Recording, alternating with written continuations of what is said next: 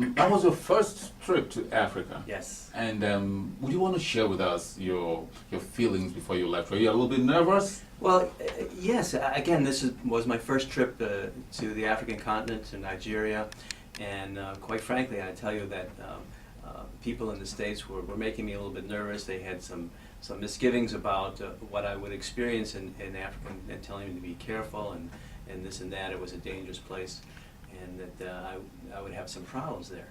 So that was my, that in the back of my mind, these are the things that are going through my mind, what my expectations would be. However, the reality of it was totally different, 180 degrees different than Wow. what people were, literally 180 degrees. Yes, we're glad to hear that. Yes. When I came to the United States, I had my stereotypes Yes. of America, Right. and I wasn't so disappointed, but I was surprised. Yes. Because it wasn't exactly what I thought. I didn't know there was that much vegetation, and undeveloped land in America. A lot of people actually think that there are no bushes in America. It's all tarred streets. Yes, right. Gravels on the landscape everywhere beautifully. So when you got to Africa, what was the very first? Let's say when you got to Abuja, which is the capital of Nigeria.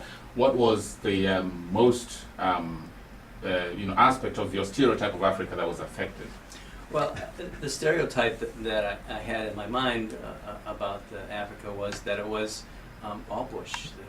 That it would be primitive, and people would be living in grass huts and that kind of thing.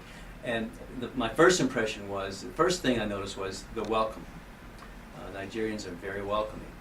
The second thing, and I mentioned this to Father Nassau, that we stayed in a hotel in Abuja, and I remember that first night I had to remind myself, no, I'm not in New York. I'm actually in Nigeria. I mean, that the hotel the amenities were very nice. Everything that you would inspect in a modern Western hotel were available to me.